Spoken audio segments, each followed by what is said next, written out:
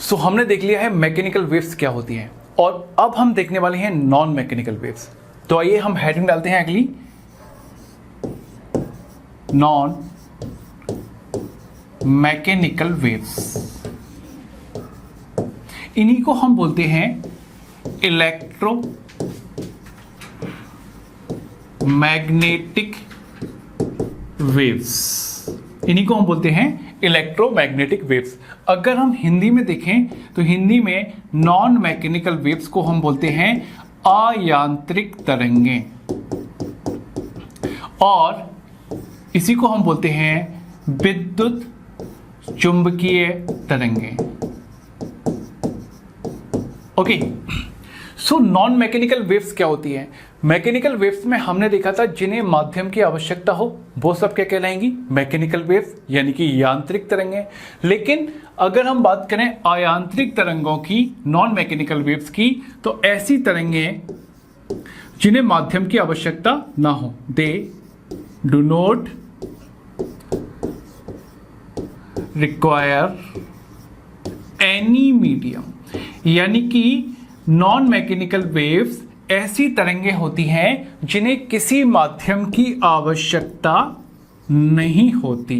इन्हें किसी भी माध्यम की आवश्यकता नहीं होती, चाहे सॉलिड हो यानी कि ठोस हो तो इनको ठोस की जरूरत भी नहीं होती, ना ही इनको लिक्विड की जरूरत होती और ना ही प्रोपेगेशन के लिए इन्हें किसी गैस की जरूरत होती है। ठीक है, तो गैसेस की जरूरत भी इनको नहीं होती। तो हम देख सकते हैं नॉन मैकेनिकल वेव्स ऐसी वेव्स होती हैं जिन्हें किसी भी माध्यम की आवश्यकता नहीं होती। ओके, अब इन्हीं को हम बोलते हैं इलेक्ट्रोमैग्नेटिक। तो सबसे पहले हम इसके एग्जांपल लेते हैं कि नॉन मैकेनिकल वेव्स होती क्या हैं। जैसे कि आपकी लाइट वेव्स जिन्हें हम बोलते हैं प्रकाश तरंगें, इसके अलावा आपकी एक्स रेज, गामा रेज और रेडियो वेव्स, इंफ्रारेड, ये सारी की सारी तरंगें आपकी कहलाती हैं नॉन मैकेनिकल तरंगें। इन सारी तरंगों को चलने के लिए किसी भी माध्यम की आवश्यकता नहीं होती। They do not required any medium. अब जैसे कि आप देख सकते हैं ये सन है और ये क्या है? ये अर्थ है। तो सूरज का प्रकाश पृथ्वी तक आता है, तो सन और अर्थ के बीच में क्या है? तो हम बोलेंगे वैक्यूम है। वैक्यूम है यानी एक ऐसा स्पेस जहां पे कोई भी मीडियम नहीं है, जहां ना तो ठोस है, जहां ना तो सॉलिड है, ना लिक्विड है और ना ही गैस है। तो सूरज से चल के पृथ्वी तक प्रकाश का पहुंचना, तो प्रकाश एक कैसी तरंग हो गई? तो प्रकाश एक नॉन मैकेनिकल वेव्स है, अयांत्रिक तरंग है, क्योंकि लाइट को चलने के लिए किसी भी माध्यम की आवश्यकता नहीं होती। क्लियर हो गया? तो प्रकाश एक नॉन मैकेनिकल वेव्स है। इसी प्रकार से X-ray, gamma ray, radio waves, ये सारी की सारी तरंगें भी आपकी नॉन मैकेनिकल वेव्स हैं, यानी कि इनको चलने के लिए किसी भी माध्यम की आवश्यकता नहीं होती। ओके, अब इसी में हम आगे देखते हैं कि इनको हम इलेक्ट्रोमैग्नेटिक वेव्स क्यों कहते हैं, क्योंकि एग्जाम में नॉन मैकेनिकल के नाम से ना आके इलेक्ट्रोमैग्नेटिक वेव्स यानी कि विद्युत चुंबकीय तरंग पूछा जाता है। तो देखिए इन तरंगों को हम इलेक्ट्रोमैग्नेटिक वेव्स भी कहते हैं। क्यों कहते हैं? तो देखते हैं ऐसा क्यों है।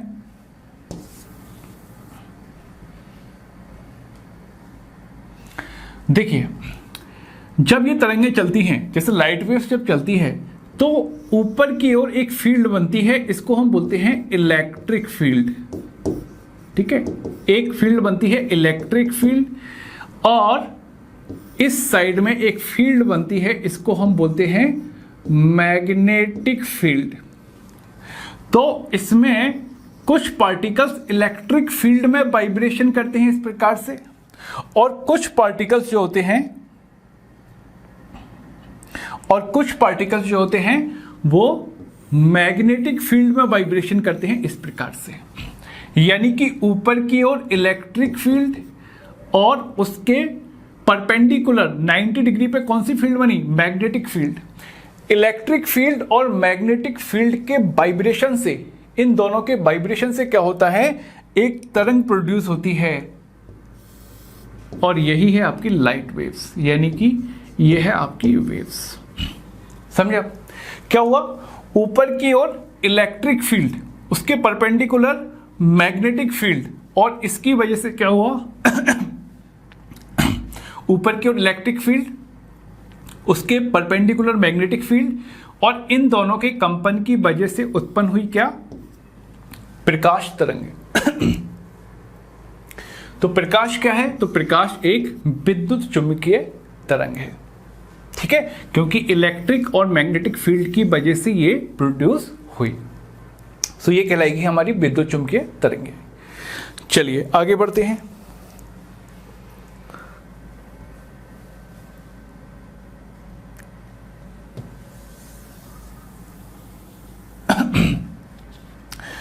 हमने देख लिया है mechanical waves, non mechanical waves, और अब हम देखने वाले हैं थर्ड वाली जिसे हम बोलते हैं मैटर वेव्स। थर्ड वाली जिसे हम बोलते हैं मैटर वेव्स। अब हम देखने वाले हैं मैटर वेव्स। तो देखिए, मैटर वेव्स को हिंदी में बोलते हैं पदार्थ तरंगें। तो ये मॉडर्न फिजिक्स का कंसेप्ट है।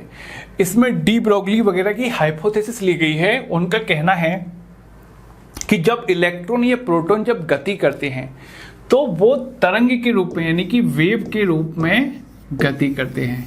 इलेक्ट्रॉन प्रोटॉन जब गति करते हैं तो वह तरंग का नेचर, यानी कि तरंग की प्रकृति दर्शाते हैं। तो ये न्यू कंसेप्ट है, इसलिए इसको रखा गया है मॉडर्न फिजिक्स में, मॉडर्न फिजिक्स में, ठीक है। तो ये आपको याद रखना है, ये मॉडर्न फिजिक्स का कंसेप्ट है। तो तरंगें हमने तीनों प्रकार की देख ली हैं।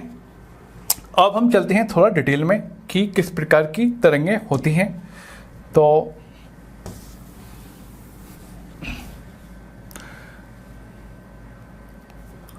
Okay, so types of waves पे अब हम आते हैं। तरंगों के प्रकार, ये थ्योरी है, ठीक है, आप देख सकते हैं। तो तरंगों के प्रकार, सबसे पहले हमने पढ़ा क्या? सबसे पहले हमने पढ़ा है मैकेनिकल वेव्स। मैकेनिकल वेव्स यानी कि यांत्रिक तरंगें, इन्हीं को बोलते हैं इलास्टिक वेव्स। अब इनको इलास्टिक वेव्स क्यों बोलते हैं, ये आगे अभी बताने वाला हूं मैं आपको।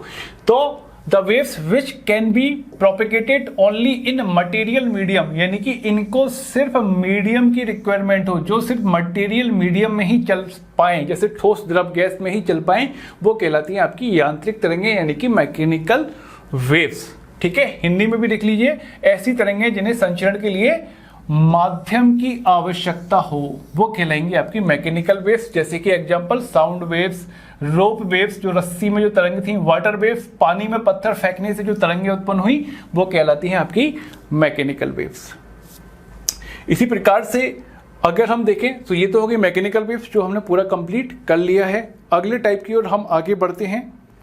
अब हम देखने जा रहे हैं नॉन मैकेनिकल वेव्स। तो नॉन मैकेनिकल वेव्स भी हमने पूरा पढ़ लिया है, समझ लिया है। तो नॉन मैकेनिकल वेव्स क्या होती हैं?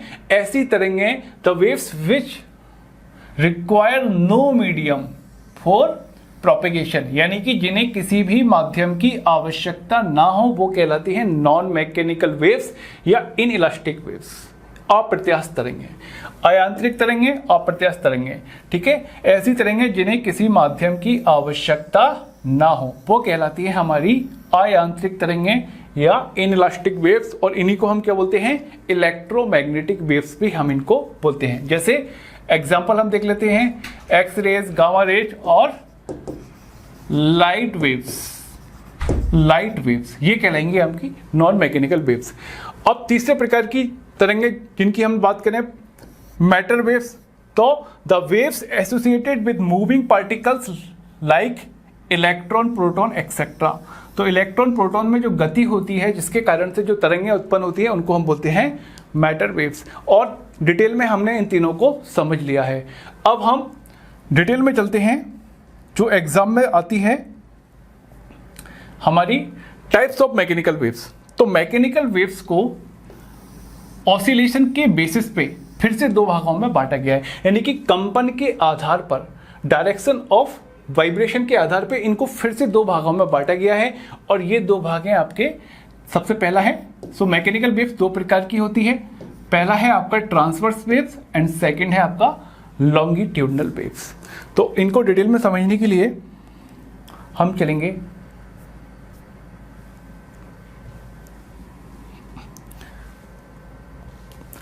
ओके। सो मैकेनिकल वेव्स को फिर से दो भागों में बांटा गया है।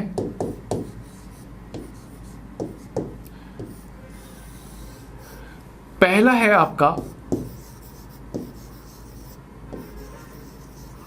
ट्रांसवर्स वेव, जिसे हिंदी में हम बोलते हैं अनुप्रस्थ तरंग,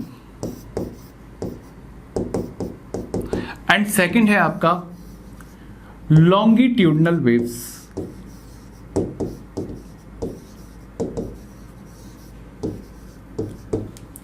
इसको हम हिंदी में बोलते हैं अनुदैर्ध्य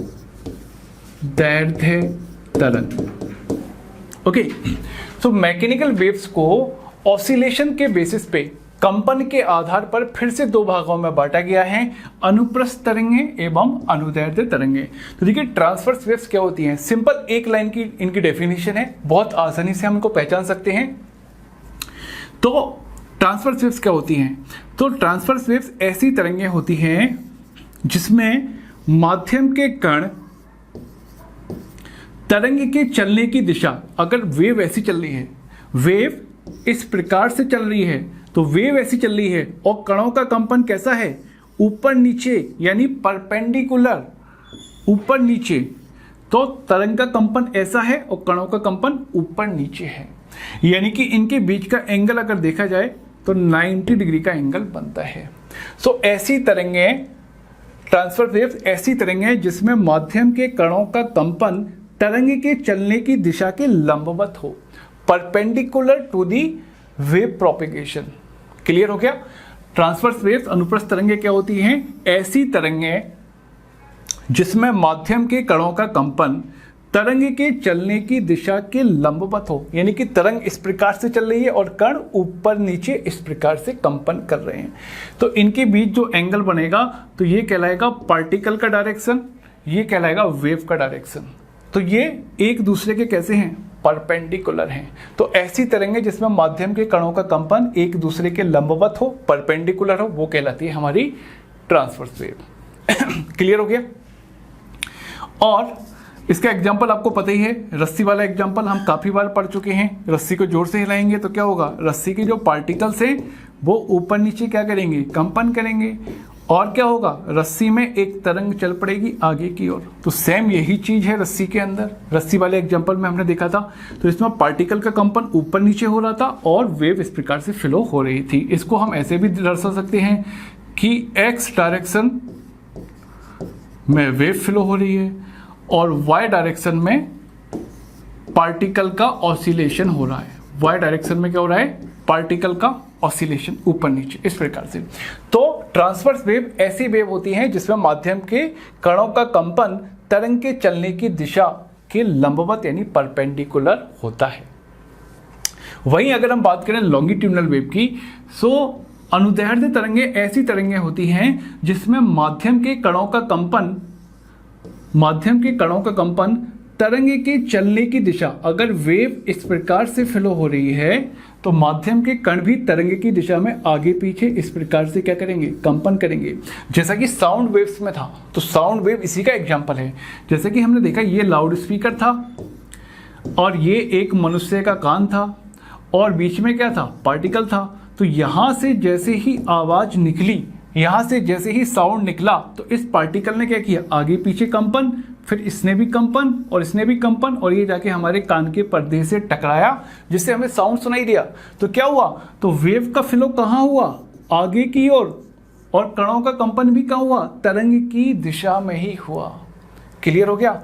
यानी कि पार्टिकल का डायरेक्शन और वेव का डायरेक्शन कैसा है? एकदम सेम है, एकदम पैरेलल है। तो ऐसी तरंगें जिसमें माध्यम के कणों का कंपन तरंग की दिशा में हो, यहां पे कैसा था? तरंग के लंबवत था, perpendicular to the wave propagation. जबकि यहां पे कैसा है? यहां पे in the same direction of wave propagation, यहां पे तरंग की दिशा में ही कंपन हो रहा है। बस इन दोनों में यही अंतर है। इसमें जो कंपन होगा वो तरंग के चलने की दिशा में कणों का कंपन हो रहा था, लंबवत परपेंडिकुलर, जबकि लॉन्गिट्यूडनल में क्या हो रहा है, लॉन्गिट्यूडनल में कणों का जो कंपन है वो तरंग के चलने की दिशा में ही हो रहा है। तरंग के चलने, ये वेव का डायरेक्शन है, ये कण का डायरेक्शन है, आगे पीछे मूवमेंट कर रहे हैं, तो ये कहलाती है हमारी लॉन्गिट्यूडनल वेव्स। आइए अब हम इनको थ्योरी के हिसाब से हम इनको देखते हैं।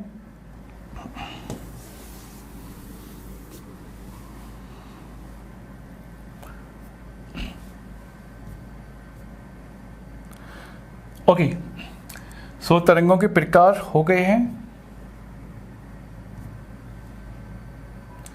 ओके, सो हम यहां थे टाइप्स ऑफ मैकेनिकल वेव्स। तो मैकेनिकल वेव्स जो होती हैं दो प्रकार की होती हैं। एक तो होती है ट्रांसवर्स वेव्स, जिसको हम बोलते हैं अनुप्रस्थ तरंगें। अनुप्रस्थ तरंग हम पढ़ चुके हैं, a wave in which the particles of the medium vibrate perpendicular to the direction of propagation of wave, यानी कि जिसमें माध्यम के कण कैसे कंपन करते हैं, परपेंडिकुलर, ठीक है, ऐसी तरंगें जिसमें माध्यम के कण तरंग संचरण की दिशा के लंबवत कंपन करते हैं, यानी कि तरंग के चलने की दिशा के लंबवत जिसमें कंपन करते हैं वो ट्रांसफर वेव्स कहलाती हैं। ओके, अब ये जो ट्रांसवर्स वेव्स हैं ये केवल किसमें, सॉलिड एंड लिक्विड्स में ही प्रोड्यूस हो सकती हैं, यानी कि ये जो ट्रांसवर्स वेव्स हैं वो केवल ठोस एवं द्रवों, और द्रवों में भी कहाँ, द्रवों की सतह पर, लिक्विड सरफेस पर जो चलती हैं वही आपकी कहलाती हैं कौन सी वेव, ट्रांसफर वेव्स। क्लियर हो गया।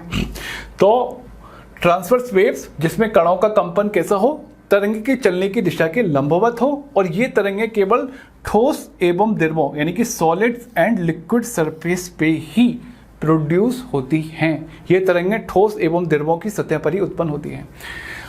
और अगर हम बात करें लॉन्गिट्यूडनल वेव्स यानी कि अनुदैर्ध्य तरंगें, ऐसी तरंगें जिसमें माध्यम के कणों का कंपन कैसा हो, माध्यम के कणों का कंपन तरंग संचरण की दिशा में हो, किसमें हो, तरंग के चलने की दिशा में हो। अ wave in which the particles of the medium vibrate in the same direction of propagation of wave, जिसमें माध्यम के कणों का कंपन तरंग के चलने की दिशा में हो, ये भी हम पढ़ चुके हैं। अब एक चीज याद रखनी है कि लॉन्गिट्यूडनल जो वेव है वो तीनों में चलती है, यानी कि ठोस, द्रव और गैस, यानी कि सॉलिड, लिक्विड एंड गैस तीनों में ही चलती है। और ये केवल किस में चलती है, ये केवल ठोस और द्रवों में चलती है। तो ऐसा क्यों होता है कि ये ठोस में भी चलती है और द्रवों की ऊपरी सरफेस पे चलती है? तो देखिए, आपने देखा होगा वाटर की या किसी भी लिक्विड की जो ऊपरी सरफेस होती है वो, अगर क्वेश्चन ये है कि क्या कारण है कि अनुप्रस्थ तरंगें जो ठोस में तो चलती हैं लेकिन लिक्विड्स में क्यों चलती हैं? तो ठोस और लिक्विड में जमीन आसमान का अंतर है। ठोस बहुत हार्ड होता है और लिक्विड कैसा होता है, सॉफ्ट होता है। ठीक है, तो उसका आंसर आपको लगाना है रिजिडिटी।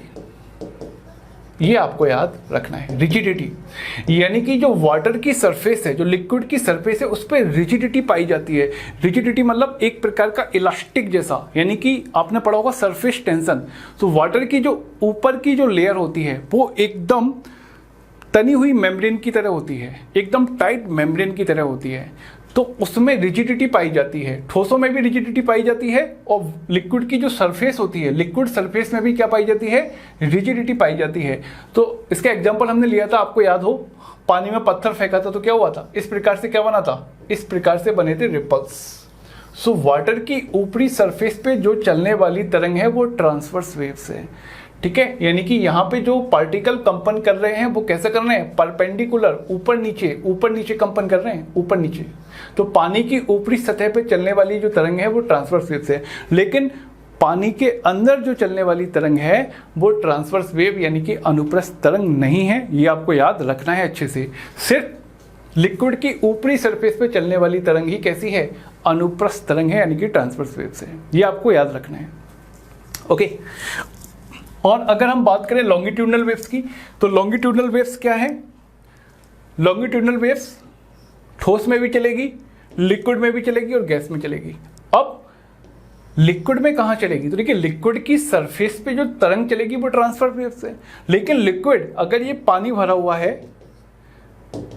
ठीक है, अगर ये पानी भरा हुआ है तो इसके ऊपर जो तरंग चलेगी वो तो ट्रांसवर्स है, लेकिन पानी के अंदर जो तरंग चलेगी, पानी के अंदर जो तरंग चलेगी वो कहलाएगी आपकी लॉन्गिट्यूडनल। ये आपको याद रखना है, एग्जाम में पूछा जाता है।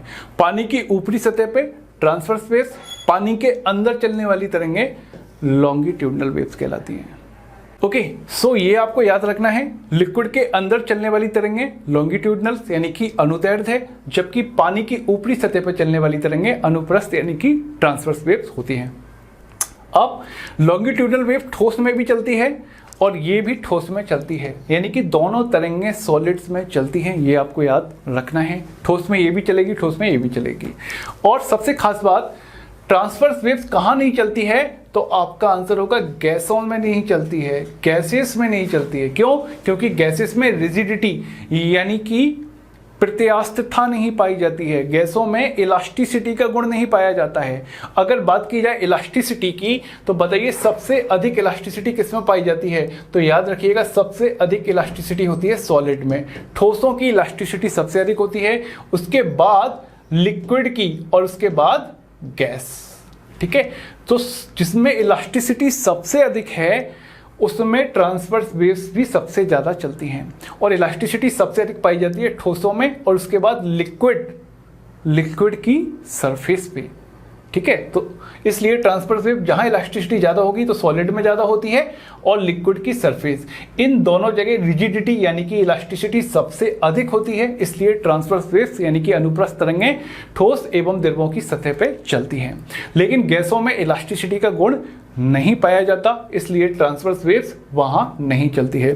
अभी इलास्टिसिटी और डेंसिटी का टॉपिक बहुत डिटेल में हम अगले लेक्चर में कवर करेंगे, वहां पे आपको समझ में आएगा कि ठोसों में इलास्टिसिटी सबसे ज़्यादा क्यों होती है।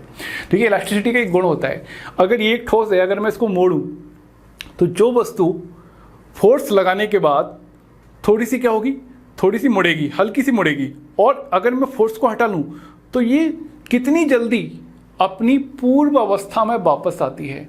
तो कोई वस्तु फोर्स लगाने के बाद जितनी जल्दी अपनी पुरानी अवस्था में वापस आएगी, उसकी इलास्टिसिटी यानी प्रत्यास्थता उतनी ही अधिक होगी। तो ये साइंस की डेफिनेशन है, ये वो रबड़ वाली डेफिनेशन नहीं मत लगा देना कि रबड़ में ज़्यादा इलास्टिसिटी होती है, वो अलग है। साइंस की डेफिनेशन इलास्टिसिटी की अलग है, जो कि हम अगले लेक्चर में इसको हम डिस्कस करेंगे। ठीक है, ओके। सो आपने देख लिया है transverse waves and longitudinal waves.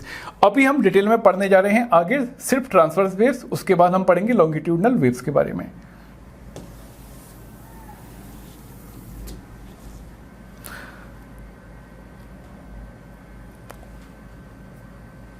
Okay, so transverse waves को कंटिन्यू करते हैं। So the wave produce on moving, तो इसमें ये लिखा हुआ है बस कुछ नहीं, क्या कि भाई दीवार से एक रस्सी बांधी है और उसके दूसरे सिरे को हम जोर से हिलाएं तो क्या होगा, उसमें जो तरंग चलेंगी वो क्या है, आपकी ट्रांसवर्स वेव्स। यानी कि जो मूविंग रोप होती है, यानी कि जो रस्सी है, रस्सी में जो तरंगें चलती हैं वो कौन सी वेव्स हैं, ट्रांसवर्स वेव। तो ये एग्जांपल हम काफी बार देख चुके हैं इस वीडियो में। तो और सेकंड एग्जांपल ट्रांसवर्स वेव्स का क्या है, वाटर रिपल्स। आप देख सकते हैं ये पानी में, देखिए आपने पत्थर फेंका, तो आपने पानी में जब पत्थर फेंका तो क्या हुआ, देखिए यहाँ पत्थर गिरा तो उसकी वजह से क्या हुआ, यहाँ से तरंग चल पड़ी, यहाँ से वेव चल पड़ी। ये सारी की सारी वेव्स क्या हैं, ये ट्रांसवर्स वेव है। ठीक है, ट्रांसवर्स वेव्स। ट्रांसवर्स वेव्स कहाँ कहाँ चलती है, एक तो सॉलिड में और दूसरा लिक्विड सरफेस पे चलती है। तो ये भी हम कवर कर चुके हैं। आगे बढ़ते हैं।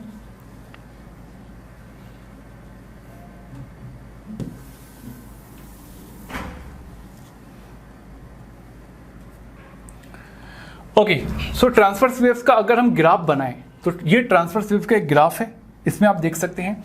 तो जहां वेव का जो सबसे ऊपर बिंदु है, यानी कि ये वाला जो पार्टिकल ये सबसे ऊपर गया है, इसको हम बोलते हैं क्रेस्ट। क्या बोलते हैं इसको, क्रेस्ट, और हिंदी में इसको हम बोलते हैं शृंग। ये ग्राफ है आपका ट्रांसवर्स वेव यानी कि अनुप्रस्थ तरंग का एक ग्राफ है।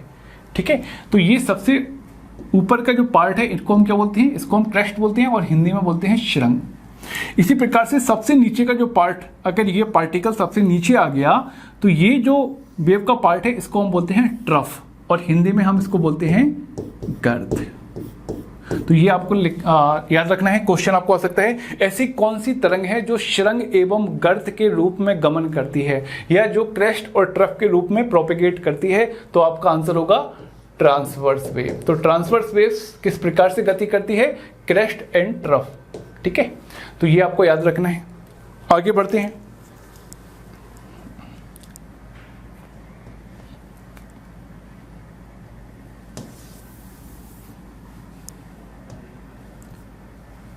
ओके, अब हम बात करते हैं डिटेल में थोड़ा लॉन्गिट्यूडनल वेव्स। ओके, सो लॉन्गिट्यूडनल वेव्स क्या थी? जिसमें माध्यम के कणों का कंपन कैसा हो? तरंगे के चलने की दिशा में हो। ठीक है, माध्यम के कणों का कंपन, ये पार्टिकल, ये तरंग, ये वेव चल रही है, तो कणों का कंपन भी कैसा हो? वेव की दिशा में ही कैसा हो? आगे पीछे आगे पीछे, यानी कि तरंग के चलने की दिशा में ही कण का कंपन हो, वो हमारी कहलाती है लॉन्गिट्यूडनल वेव्स। ये डेफिनेशन हम देख चुके हैं। अब इसके एग्जांपल हम देख सकते हैं। अब देखिएगा, ये जो लॉन्गिट्यूडनल वेव्स है ये तीनों मीडियम में चलती है। एक तो सॉलिड में चलती है, लिक्विड में भी चलती है और गैस में चलती है। अब देखिए सॉलिड में, तो सॉलिड में अगर आप देखो, जो स्प्रिंग में जो ये स्प्रिंग है, स्प्रिंग में इस प्रकार से चलती है, और फिर थोड़ा दूर दूर, और फिर थोड़ा पास पास। अब ये पास पास जो स्टेज है इसको हम बोलते हैं कंप्रेशन, और ये दूर दूर जो है इसको हम बोलते हैं रेयरफैक्शन, यानी कि संपीड़न एवं विलयन। तो स्प्रिंग में चलने वाली जो तरंगे हैं, स्प्रिंग में चलने वाली तरंगे कौन सी कहलाएंगी? अनुदैर्ध्य तरंगे कहलाएंगी, क्योंकि इसमें कणों का कंपन कैसा हो रहा है? तरंग अगर ऐसे चल रही है तो कण भी स्प्रिंग के आगे पीछे क्या कर रहे हैं? मूवमेंट कर रहे हैं। तो याद रखिएगा, स्प्रिंग में चलने वाली तरंगे कौन सी तरंग कहलाएंगी? अनुदैर्ध्य तरंगे कहलाएंगी। ठीक है, तो हम देख रहे हैं अनुदैर्ध्य तरंगे ठोसों में कहाँ कहाँ चलती हैं। इसी प्रकार से अगर बात की जाए, आपने देखा होगा जब भूकंप आता है, तो जो प्राइमरी वेव्स निकलती हैं भूकंप के समय, जो पी वेव्स यानी कि प्राइमरी वेव्स निकलती हैं, तो प्राइमरी वेव्स की जो डायरेक्शन होती है, जो वेव्स होती है, वो किस प्रकार की होती है? लॉन्गिट्यूडनल टाइप की होती है। ठीक है, जब भी भूकंप आता है तो देखिए, आपको पता होगा भूकंप किस प्रकार से आता है। तो दो प्लेट, पृथ्वी जो है प्लेटों से मिलकर बनी है, 7 प्लेटों में डिवाइड किया गया है। कोई भी प्लेट जब ऊपर नीचे होती है तो क्या होता है? अब अर्थ भी छोटे छोटे पार्टिकल से मिलकर बनी है, अर्थ भी छोटे छोटे पार्टिकल से मिलकर बनी है। तो ऊपर की ओर वेव का डायरेक्शन है, तो कणों का कंपन भी कहाँ होगा? ऊपर नीचे ऊपर नीचे ऊपर नीचे होगा। यानी कि लॉन्गिट्यूडनल जो डेफिनेशन है, जिसमें कणों का कंपन कैसा हो? तरंग की दिशा में। तो याद रखिएगा, भूकंप के समय जो प्राइमरी वेव्स होती हैं वो अनुदैर्ध्य तरंग होती हैं। लेकिन अगर इसी का हम देखें सेकेंडरी जो वेव होती है, जिन्हें हम बोलते हैं एस वेव्स, उनमें जो कंपन होता है वो अनुप्रस्थ तरंग यानी कि ट्रांसवर्स वेव्स का होता है। यानी कि सेकेंडरी वेव्स में पार्टिकल जो है,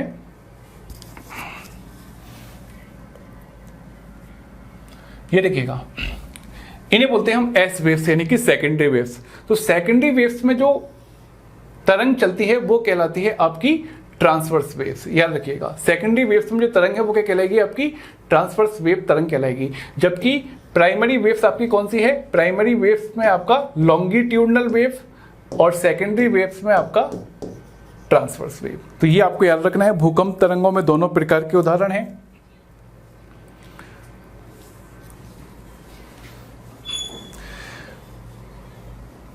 ये हो गया हमारा सॉलिड का एग्जांपल। अच्छा, यहाँ पे एक चीज और देखिएगा, ये ग्राफ है आपका लॉन्गिट्यूडनल वेव्स का। लॉन्गिट्यूडनल वेव्स का ये जो ग्राफ है, इसमें आप देख सकते हैं, अभी एक एग्जांपल मैंने दिया था कि जैसे कोई लाउड स्पीकर है, और लाउड स्पीकर और ये आपका कान का पर्दा है। तो हमने देखा था कि जब यहाँ से कोई साउंड निकलता है तो ये जो एयर के पार्टिकल्स हैं ये क्या करते हैं? ये गति करते हैं। बस हम इसका ग्राफ और देख रहे हैं। तो देखिएगा, ये कंपन करते हुए इसके पास आएगा। जब ये इसके पास आएगा तो इस प्रकार से ये इसके पास आएगा, और इससे टकरा के क्या होगा? ये वापस अपनी जगह पे जाएगा। क्योंकि हमने वेव की डेफिनेशन में पढ़ा था कि कोई भी कण जो है अपनी जगह चेंज नहीं करेगा, वह तुरंत अपनी जगह पे ही क्या कर सकता है? कंपन कर सकता है, मूवमेंट नहीं कर सकता। तो ये पार्टिकल वापस आएगा। तो जब ये पार्टिकल एक जगह इकट्ठा हो जाते हैं, इस अवस्था को हम बोलते हैं क्या? संपीड़न या कंप्रेशन। संपीड़न या कंप्रेशन, मैं इसको यहां बनाता हूं।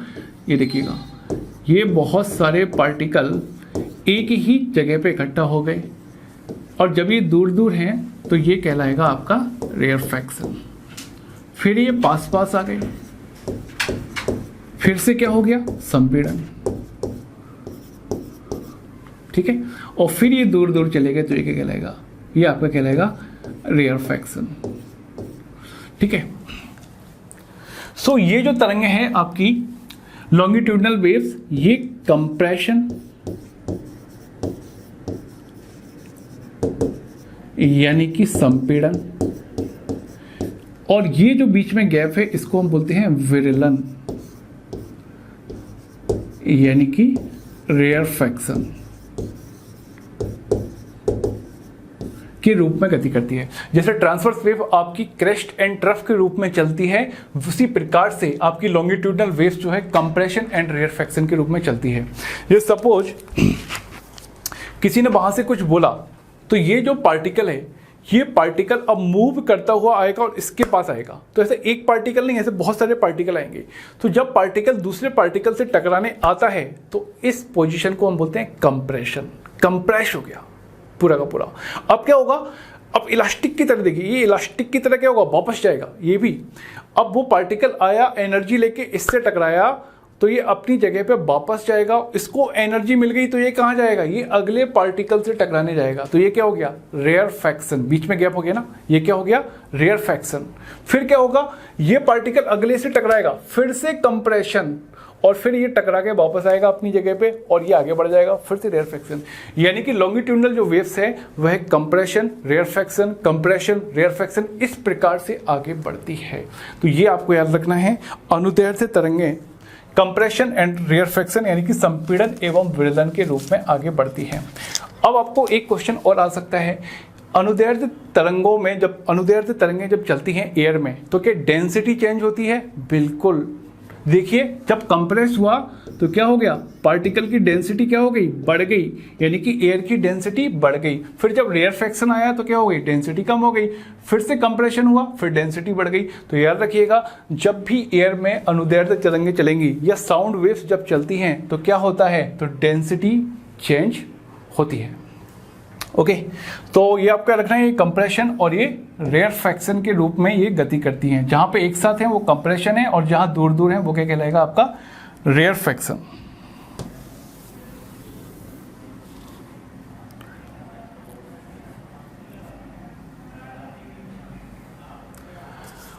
और ये सेकेंडरी वेव्स है, तो सेकेंडरी वेव्स हमने देख लिया। सेकेंडरी वेव्स आपकी क्या कहलाएगी, ट्रांसवर्स वेव्स कहलाएगी, ये हम पढ़ चुके हैं ऑलरेडी। सेकेंडरी वेव्स आपकी भूकंप में जो सेकेंडरी वेव्स होती है वो ट्रांसवर्स वेव्स होती है। और लिक्विड का एग्जांपल अगर हम देखें कि क्वेश्चन आए, बताइए लिक्विड में अनुदैर्ध्य तरंगें यानी कि लॉन्गिट्यूडनल वेव्स कहाँ चलती हैं, तो पानी के अंदर, अंडर वाटर जो वेव्स हैं वो लॉन्गिट्यूडनल वेव्स कहलाएंगी। ये आपको याद रखना है।